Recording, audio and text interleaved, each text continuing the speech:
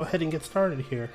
So, first thing I want to do, given that we're going to be heading into the new season of Arena soon, is just kind of go through the characters I'm going to be using to start off the season. I'm also going to turn this into a video for YouTube, and if anyone else wants to see them, I do have them on my Discord as well. So you're free to check that out via the Discord link below. But yeah, I think the first thing I kind of want to do to get started is just kind of start going through characters and whatnot here. So real quick before we start, just know that I am no whale. My gear is after a good year and a half, close to 2 years of work. So don't don't expect anything high end on most characters. Some characters I consider them perfect builds for myself, but outside of that, again, I'm no whale. I'm still constantly working just like everybody else. So let's go ahead and hit this good old record. Alright, perfect. So as I mentioned, this is going to be the character breakdown of all the characters I use first here. So we'll just go through point by point till we get through all the characters, and that'll be that for the beginning of the stream here. So first we have one of the newest characters in the game, Savior Aiden, completed through chapter 4 of the story. I mean, what can you say about Aiden? She is a good catch-all unit for pretty much however you want to play. You want to go chunky and lifesteal, you can big her up, give her a little more health and a lot more power. If you kind of want to balance between, damage and speed, you can go with a speed set penetration. There are some builds that even use like triple torrent and all sorts of nonsense to just make her hit as hard as possible. So she is pretty much an all-encompassing character. You need a standard anchor for your cleave, Aiden. You need just a standard unit in general, Aiden. First pick, Aiden. Like, she is just top of the top here. In terms of CP, the next best character is Millum. She's probably the first pure offensive unit I built on my account here. I even bring her in against, most people bring her in against Landy. I bring her in all sorts of situations. The annoying Arbiter Villager you just don't want to deal with, I bring in Millum. You need someone else to counter that one unit so that they can't bring her back with like a Maid Chloe or Destina. Millum. She's not plus 15 because I try to save as many molas as possible. If the character works for what I need them to do, that's what they do, but Millum kind of speaks for herself at this point. A lot of people I've been seeing and hearing have been moving to more of a bruisery build for Millum, but I still kind of like a raw damage Millum, especially with all the openers and boosters we have in the game. I still feel like a damage Millum is still a really, really good option. Next we have Strays, the big boss of Chapter 2. I mean, what can you say about him? Outside of the ridiculous lifesteal builds that people tried in the beginning, he just comes in, smashes one of the opponent's tanks, and deals massive damage to most of the team. There isn't really much to say about him. A little low on the attack. I couldn't quite get there on my first build attempt for him, but he has more crit damage than most builds, so I think it bounces out well. And then I also have him on Spear of Purification. It's a trick I learned from Valky, who's another legend player. It's nice to be able to kind of catch people off guard who try to use boost and stuff to get over your strays by keeping strays in line with them. So it's a nice little tech from him, and it increases his attack power. So Spirit Purification is a good option. But if you don't got it, with Tayu, you can always use the free artifact, which is basically Portrait of the Saviors, or of course use Portrait of the Saviors. But usually just want something to add to his power, just to annihilate their next tank. This look is actually from one of my PvE builds. I use her in so many PvE things that this is just kind of an all-encompassing build for her. So we're just going to move on from this one. Adventure Roz. So prior to Unbound Night Hour while coming out, he was my primary tank. He'd usually be one of my first or second picks. I tend to go standard, so I kind of like to flex into different speeds ranges if I have to, whether I've got to tank down or speed up, depending on what my opponent picks. So right now, he's good as a secondary tank if you don't have Arwell or Yulha or something like that. Speaking of Arwell, here's my Nightbound Arwell. Prior to her, I didn't triple S any 3 stars that were in a already specialty change. Now I'm kind of regretting it, but it taught me a lesson to go ahead and do so moving forward. So she doesn't have all of her imprints yet, but without the imprint, she's still a beast. I have mine mostly with effect res, but through the power of good gearing, I also had some good effectiveness on her and over 25k health. So she kind of does the best of both worlds for me. She can tend to dodge most debuffs and things of that nature while being able to control the power units like your Zahak or something with her 60 effectiveness. So I kind of melded the two worlds here, and so far this is like my favorite tank build. Her and my A-Ross are just, they've got a great balance of both. Here's Operator Sigrid. I don't know if I plan on using her much this season. She's kind of fallen off, even with the barriers of like Arwell. Generally, she's either too slow on Guiding Light, or if you get her to the high speeds, she doesn't have enough power to kind of burst through the rest of them. So it's kind of a catch-22 with her. And at this point, we probably have better options. But who knows? Maybe some new characters influence the meta. Maybe a character becomes really good at protection set. She might see some use again. But every so often, if someone likes to first pick an FCC or something, I can slam her down and kind of counter what they're doing. Alright, so here's my Celine. Honestly, Celine doesn't do very well right now. Especially with Amid being so popular, she just doesn't do anything. So I kind of find it weird that they buffed her to be good right before they release a character like Amid. So sometimes we wonder what Smilegate's doing, but we'll see. Honestly, I might move her Secret Sword to another character, but for the time being, this is my Celine build. There are times where she's still a really, really good pick, and my build tends to have a little more oomph than a lot of other people's builds. But mine's a little slower, so there are times where I have to just be careful when I pick her. Landy, what can you say about Landy? Even though there are times where people say she falls off, she just comes back. Anytime buffs are relevant, Landy's relevant. A lot more people have kind of moved down to the slower but bulkier Landy builds, especially keeping Guiding Light. So I may consider adjusting this in the future, moving her down like to 20 speed, like 220, but getting her more defense and more health.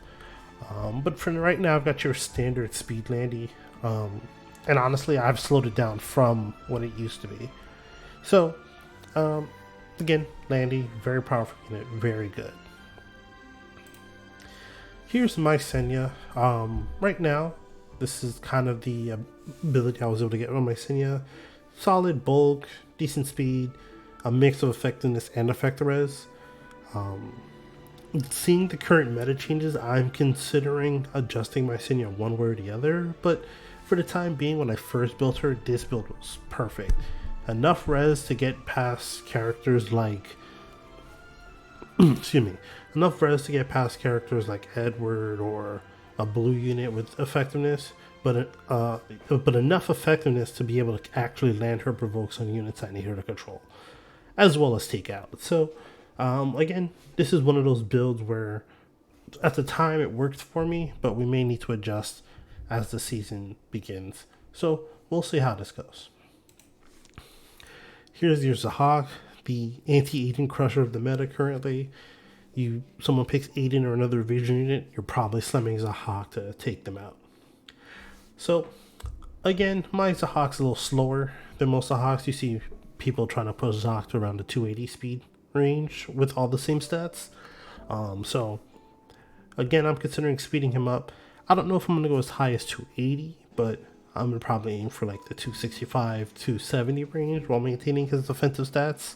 A little more crit chance than you want because you really don't need more than 50%. But again, the Hawk is a very powerful unit. You kind of need him in your back pocket to deal with the rise of evasion units. Especially if, like me, you don't have a Briar Witch's area. So you definitely need the Hawk in your pocket. Vildred is another PvE unit. I am not a cleaver. I don't have speed gear like that. So my Vildred is used primarily for PvE purposes. So, you know, your labyrinths, trials, all that thing. I also use him to kind of get through some of the story mode options.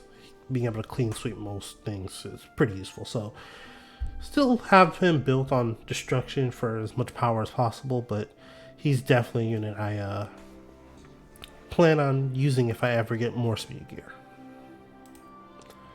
Alright, here's my Mediator Karik, also known as Hand Guy, the power of the glowing hand that cleanses and breaks metas. So, I decided to go with a high effectiveness Mediator. Even though he only has one skill that requires the effectiveness, being able to just power down and lock down your opponents is just something I find very useful. One thing I want to try out is moving him to the slower counter build. Just having that free combat readiness push when he gets hit and counters, that could be very valuable. So I kind of want to test that out. Hey, Tito. Yeah, so I kind of want to test that out, but we're definitely going to see what Mediator Karik's all about right now.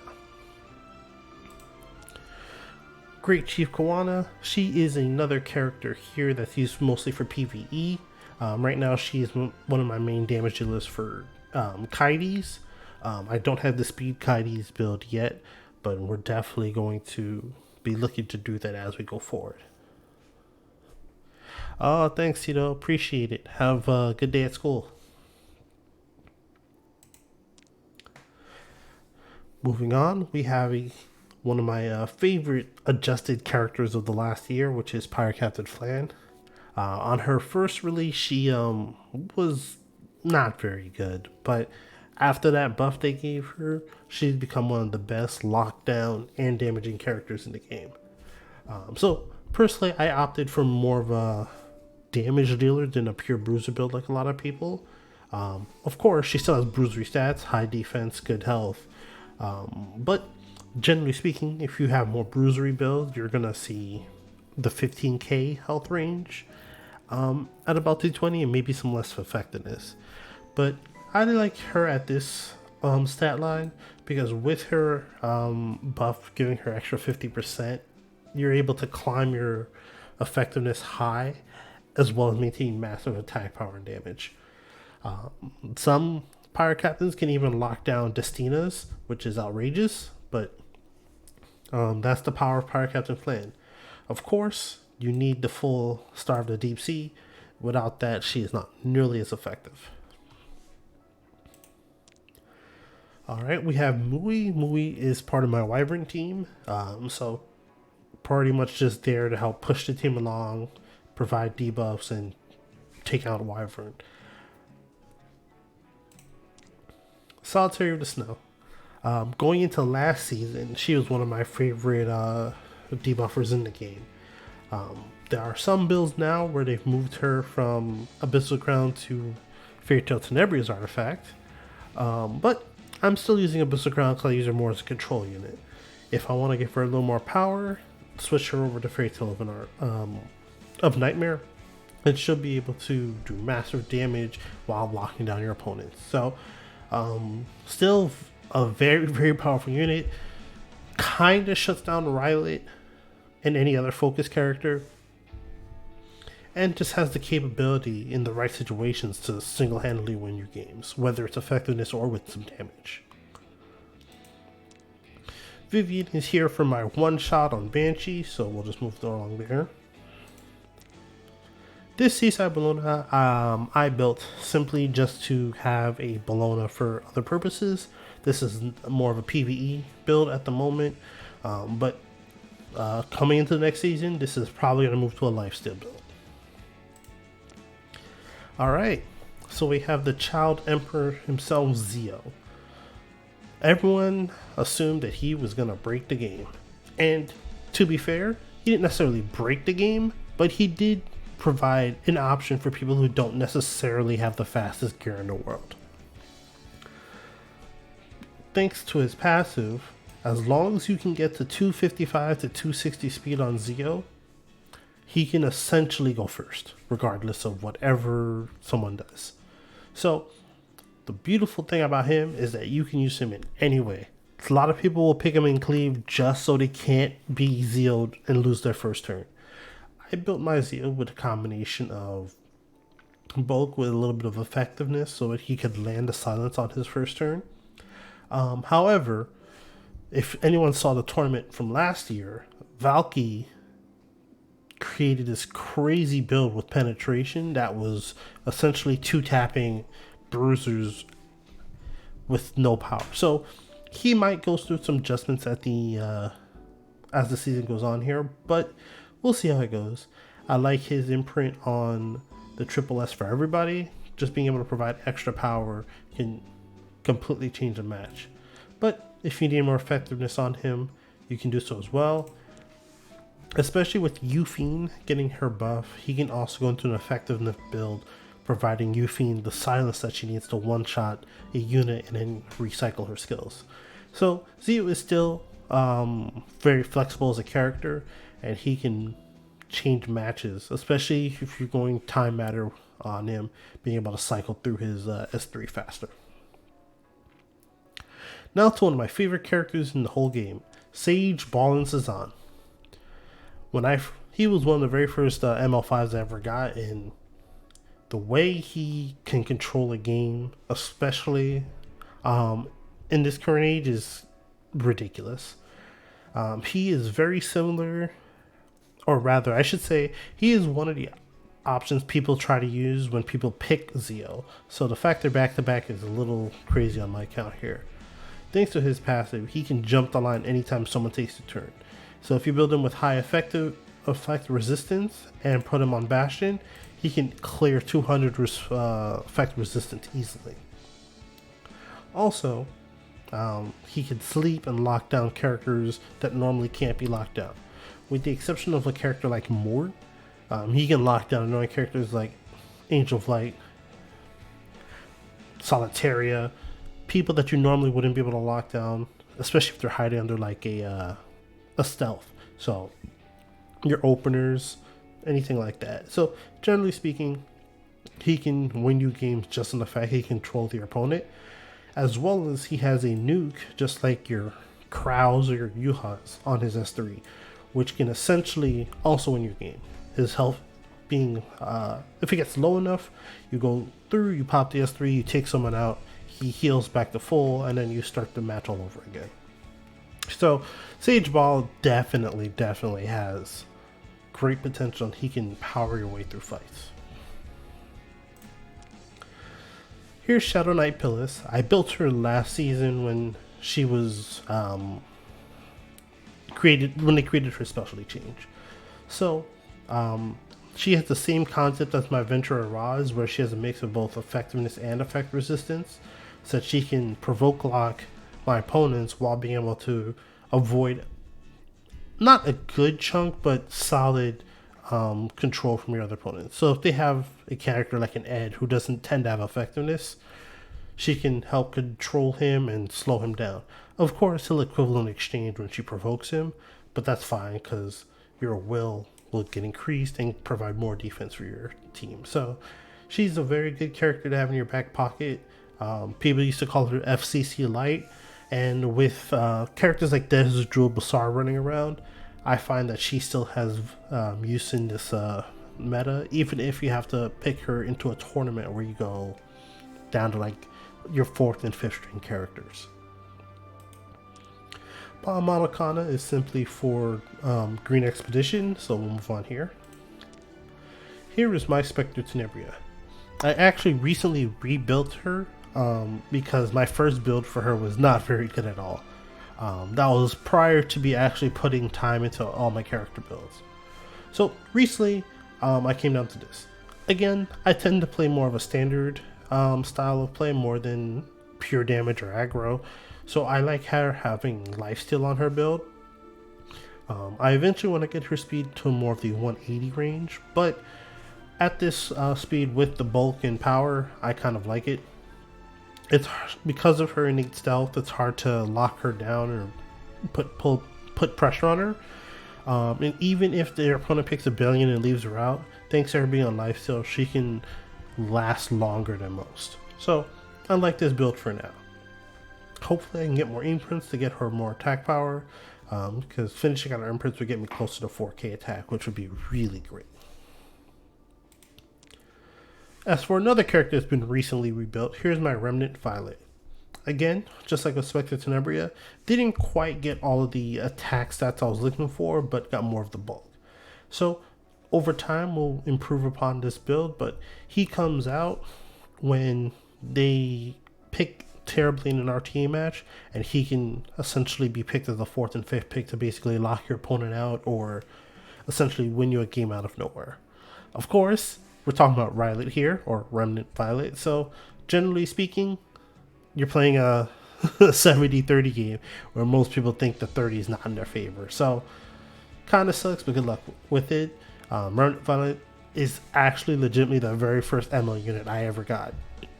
So, there's always going to be a special place for me to try to make him work even when he doesn't work. Arbor of Vildred, another character I use primarily for PvE, so we're going to move on here. Alright, here's Angel of Light Angelica. When she came out, she was a complete terror and everyone had to have her. Lucky for me, I did get her when she first came out, so that was fun. I eventually want to update her build. She's going to be a character I try something special with. I'm going to try to put her on a revenge set moving forward. Right now, this is just extra gear and primary gear she's holding. Most Angelicas are faster, but I slowed mine down to try to get under certain mediator cleric players. So, you know, she still sees her use, but a lot of times people have ways to get around her now. Especially since even though she can silence lock a team, if they have powerful S1s, anything from Archdemon Shadow to Apoc Ravi, it doesn't matter if she silences them, she'll get taken out. So we'll improve upon this just like everything else, and hopefully we'll have an update in the future. Here is my DN. This is probably the first Soul Weaver I've spent months trying to build into a certain way. So, got her at 272 speed, 140 ER, and have her on Rod of Amaryllis. So, this is pretty much your standard DN.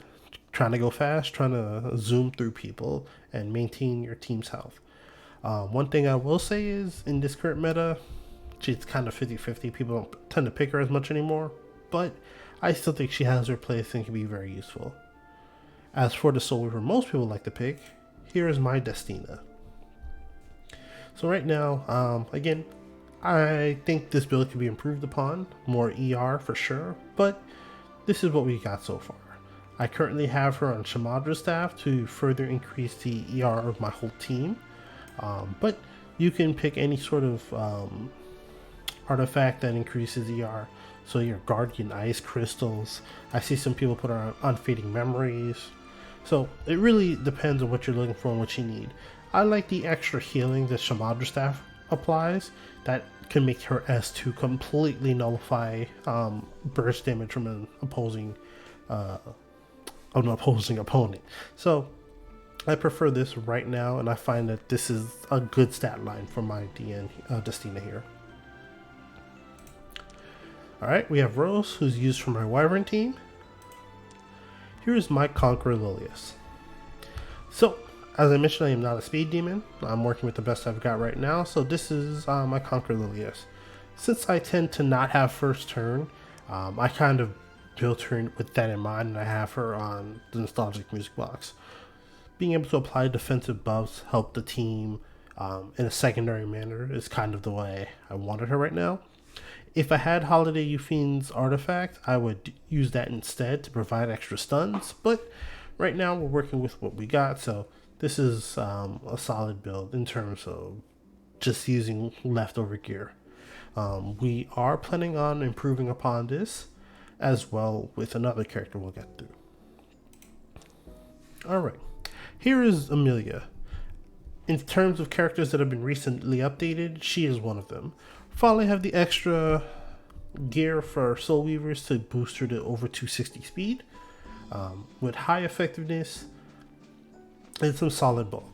So just like with everyone else, this honestly, if I could fit more ER, probably could, but outside of that, there's nothing really else to improve. Amelia is a very good tempo Soul Weaver that does what she does. So honestly, this is probably the best we're going to get for quite a while. Alright, here's my Archdemon Shadow. So a lot of people tend to build Archdemon Shadow with 100% crit chance and then bulk so that they can deal more damage with her innately. I, along with one of my other guildmates, took a slightly different approach to our builds. So we have the bulk, but we focus more on effectiveness. Being able to log down our S1 without souls makes her very reliable to go into Bellion. Most people try to use Archdemon Shadow Bellion and have sometimes get caught not being able to actually land the S1 on the Bellion to gain your souls back. So I like this approach, as well as being able to lock down other people that may have good ER. So ER Senius, for example, Archdemon Shadow could lock her down, remove that ability to block your crits, and allow you to take over a game. So especially if you're going to use Fairy Tales for a Nightmare as her primary artifact, I felt that it was more important to make sure she had a good bulk and high effectiveness to be able to land her S1s.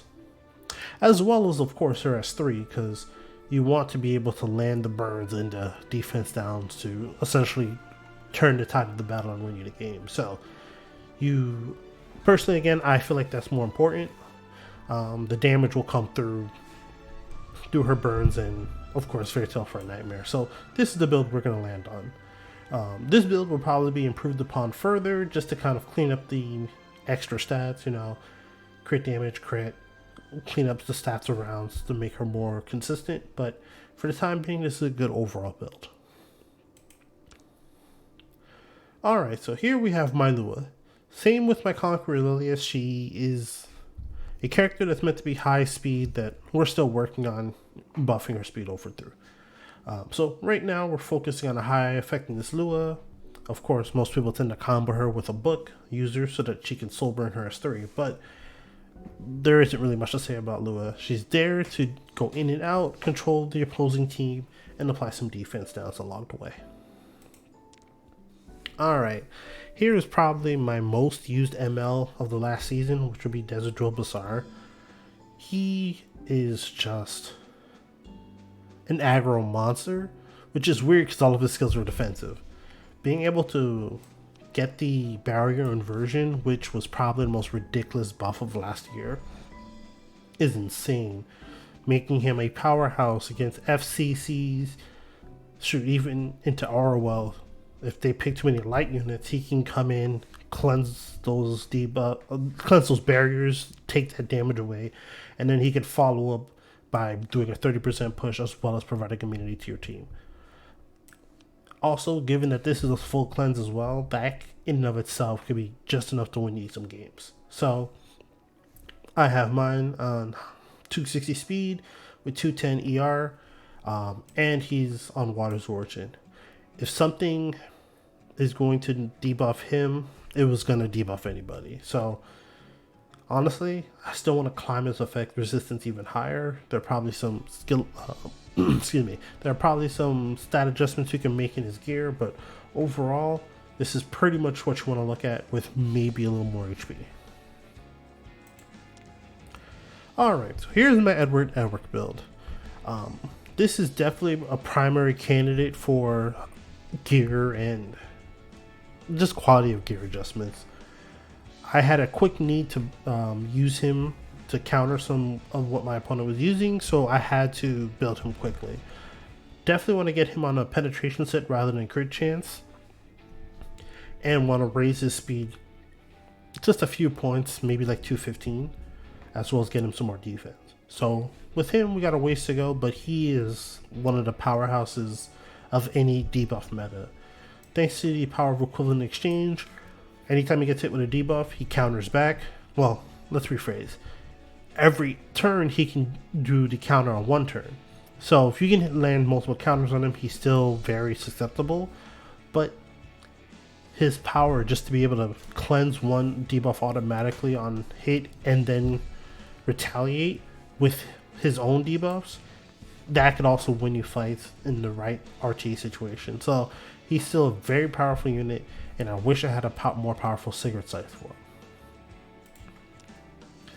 Alright, here we have of Eye Winter. One of the new ESPA units that came out towards the end of last year here.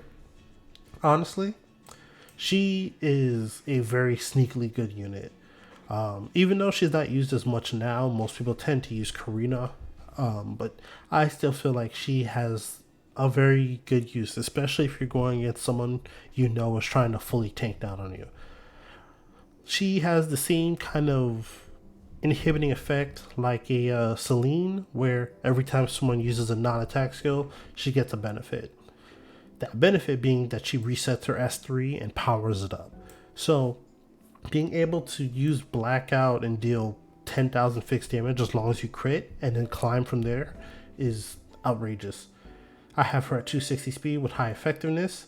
Unfortunately, I do not have another Secret Art Storm Sword, so I have her on Albastrian for more effectiveness as well as additional debuffs. So I kind of use her as a cross between a utility unit and a unit like Rimmer to kind of nuke down an opponent. So far, she still sneaks up on people, and every time they use non-attack skills, being able to cleanse and then provide herself immunity, even if she doesn't necessarily get a push without Storm Sword, at 260 speed, she's speeding over most units. Alright, so here I have my Politis. This is one of my recently updated builds. I used to have a damage Politis, but given my change of playstyle, I wanted to kind of tank down and make her more of a utility unit. However, even though she's not putting on as much damage, she is very disruptive. With high ER and high effectiveness, as well as being able to get additional cleanses from Lila Violin, she can surprise a lot of people. Now she has the capability of stripping extra buffs and stripping buffs while applying a stun. So I kind of like the flexibility that this unit provides me. I have her on counter and resist. So if they try to lock her down with 1600 defense as well as some good bulk, she'll be able to survive and retaliate, taking away their buffs and allowing me more time to secure the win with other units. Alright, so here's my Ray. I use him primarily for PvE. One thing I have done is that I've added him to my Banshee one-shot team. So normally your Banshee one-shots will give you the average of, 70% success rate just because of the failed defense down from like another character. With Ray, I'm able to take that 70% and make it more of a 90% success rate. Because my Banshee team is an all-green team, I'm able to use the first exclusive equipment for him and allow him to cycle through his skills and maintain my team's health. So, and then of course he's also very useful in other modes like your your Nightmare Raids and things like that nature. So, if you can get your Ray, even though he's not that good in PvP, excuse me, because of his healing outputs, in other game modes he is still very good. Alright, so here we have Karina. This is my current Karina build. As you can see, lots of bulk, not very fast, with good effectiveness. In some situations, I kind of wish I slowed her down some more and gave her some more ER. So this build might go through some more changes. There are people out there that have pushed their defense over 2,500. So that's also something to look towards exploring. Especially since, for example, I've got her on arena boots, so we all know those don't roll very great, so there's definitely room in her build to improve. We may even consider moving her to a almost no speed build just to give her more bulk, and allow her just to use her S2 to push through. I felt it was important to make sure she had a little bit of speed though, just in case when they allow her through an RTA match, they start trying to focus her down. So we're going to see how it goes, but we'll definitely tweak her build in the future. This was just something I had to whip up pretty quickly to allow myself to compete in that the current RTA meta right before we move into a new season. Alright, here's my Apocalypse Ravi. So I rebuilt Apocalypse Ravi from a counter build to a speed build right before they changed her stats. So that was fun. Unfortunately, Crimson Seed is not nearly as good anymore, so we may look to change this, or we may look to put her back on a counter build if we're going to keep Crimson Seed, so that way she can get more use out of it. I believe they're still recalling it as of this moment, but I'm going to keep mine just in case Smoggy ever gets it, decides to make it good again or change it once more. So I'm just going to keep it since it's a 4-star artifact. I'm just going to keep it at 30 here. Alright, here we have my designer a little bit.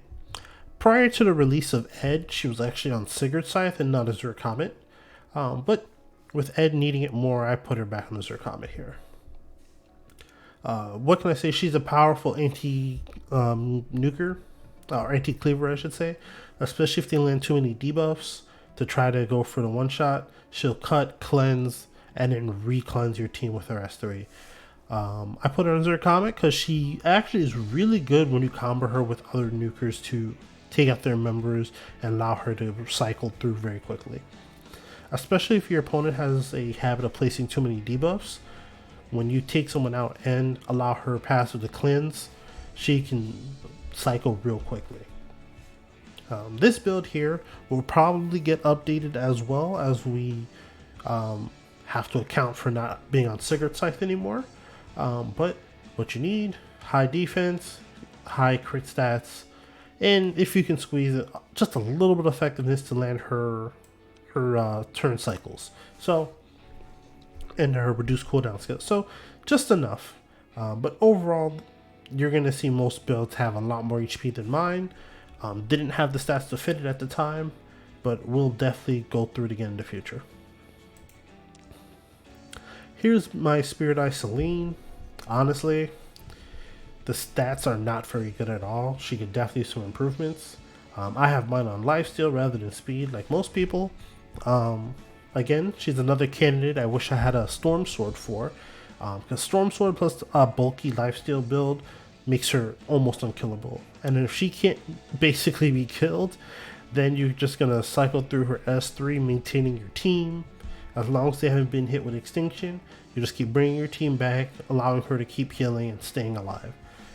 So she's definitely another candidate I look towards updating in the future. If you want to see someone who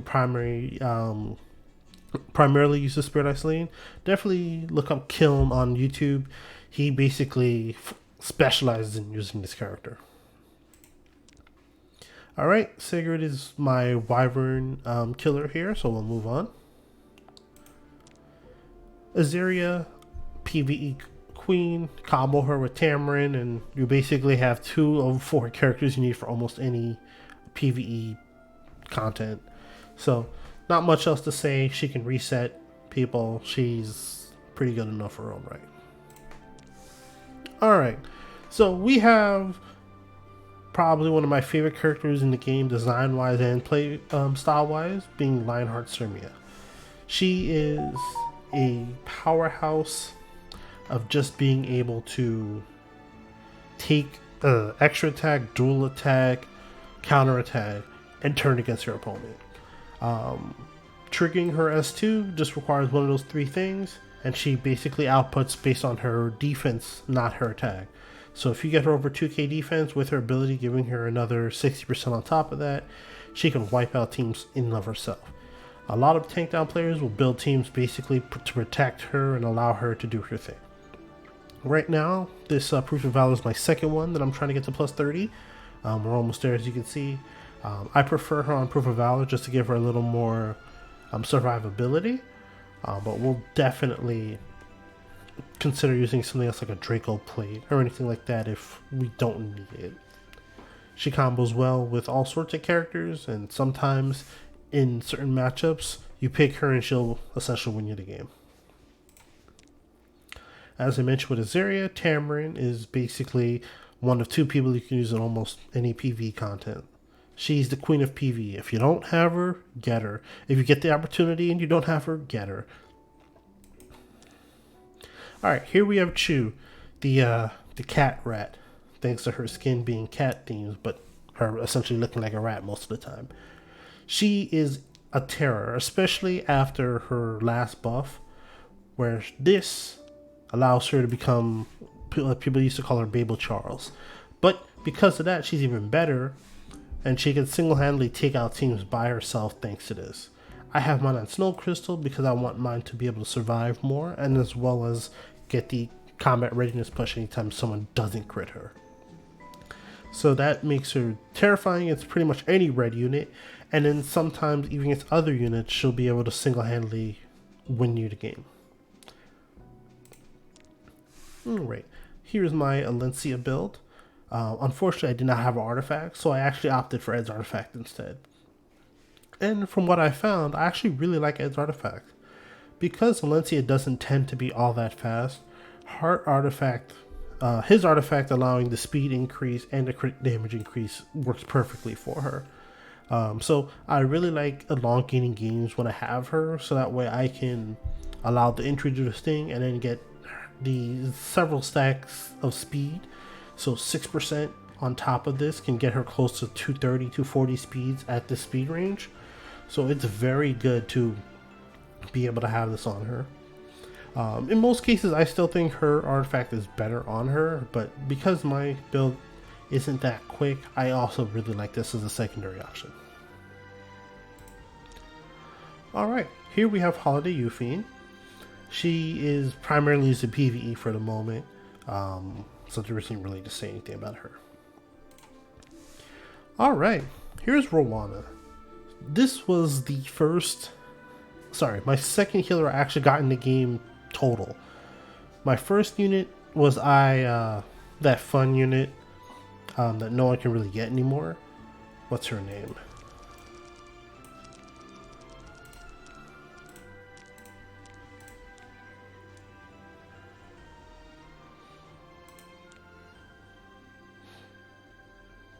I don't, at this moment I'm drawing a blank on her name, but it's a unit we essentially can't get anymore. I think I've actually put mine in storage since I don't use her. But essentially, Rowana was my second primary healer. Who would have known that I actually got a healer that would essentially make certain parts of the game completely irrelevant? Thanks to her ability to heal on counters or extra attacks or dual attacks, she becomes a sneakily good sustain character. This build I have here is actually optimized to use both in PvP and PvE. She's actually the tank for my Kaidi's team, so she basically sustains my team while she doesn't use her skills and counterattacks to lure Kaidi's into always attacking her. As you can see here, my Rowana tends to have a little more bulk. Health-wise than most Rowanas. Most Rowanas have about 18k or so. But my effectiveness is a little low. Effect resistance is a little lower. So because of that, I have her on Stella Harper to help with dispelling debuffs. This is also another artifact we plan on increasing as we get more charms. Most builds will have her on counter, and whether it's resist or health or defense to give her some secondary stats, you're pretty much going to do counter and whatever else you need. Leo is the other member of my Banshee one-shot. He's primarily there just to hit the defense down and let Bike can do her thing. Alright, so here's Chandra Dominel. Since I don't really use Chandra Dominel for cleaving or anything of the sort, I have her primarily set for my PvE squads. Essentially, she's just there to be a powerhouse, hit things really hard, especially with her soul burn, and just make content a little easier. Because of this, I just put her in whatever artifact I need to fill the gap, whether it's for side stories or anything else of the sort. Alright, so here is my Seaside Balloon that's actually meant for PvP content. Unlike most people who have her on lifesteal, I actually put mine on injury. I built this right around when Bellion was just released and she was destroying the meta. Because of this, I was able to climb 3 arena ranks and maintain 3 arena ranks because she has high attack power, great bulk, and even though she doesn't have full crit chance, she crits just enough to be able to apply powerful injury.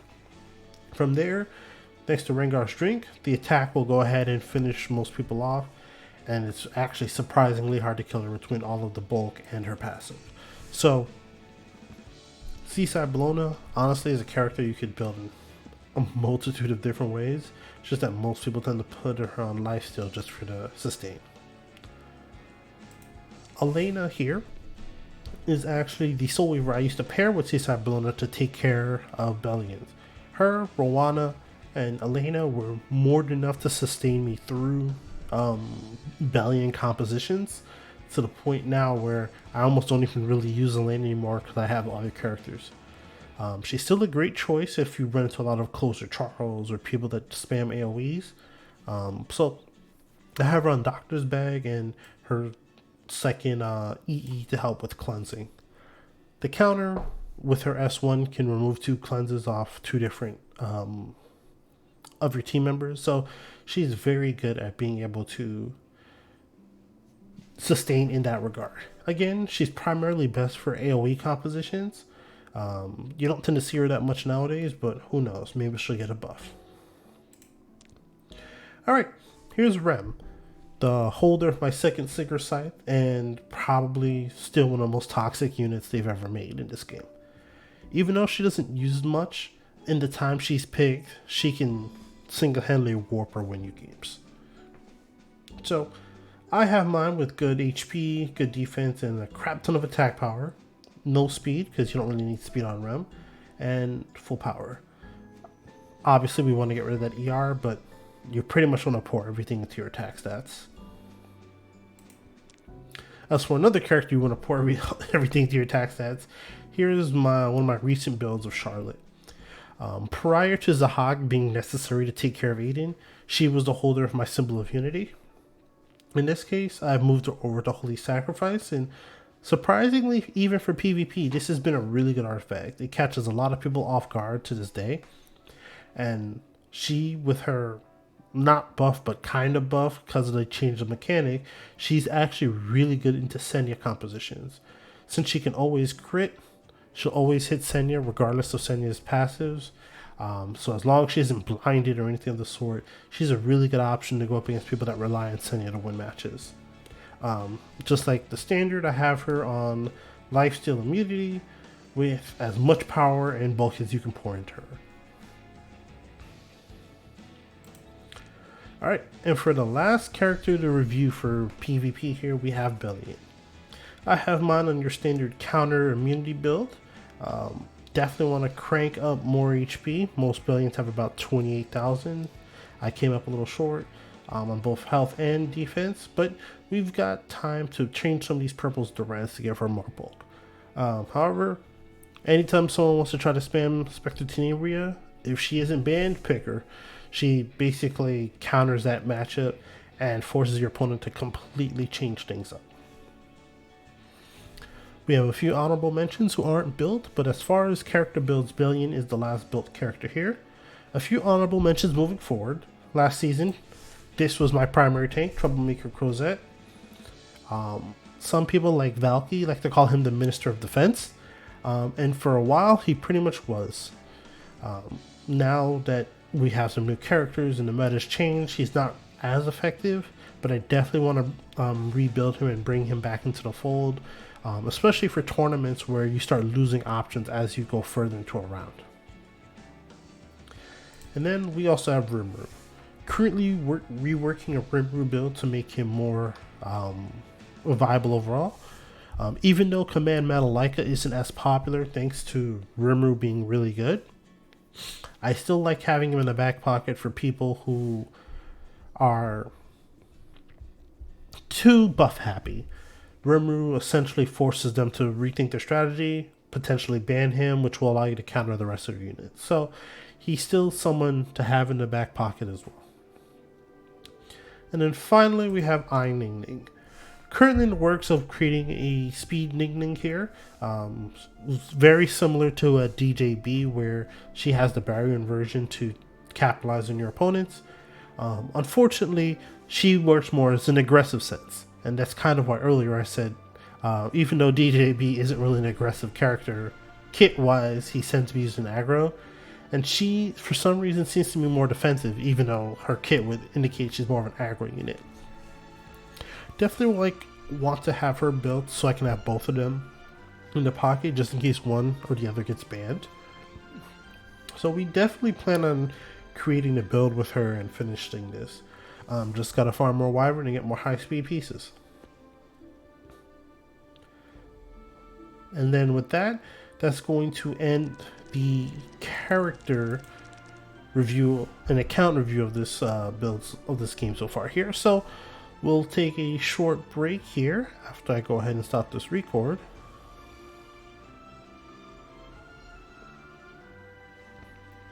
And from there, we'll go ahead and we'll take a break and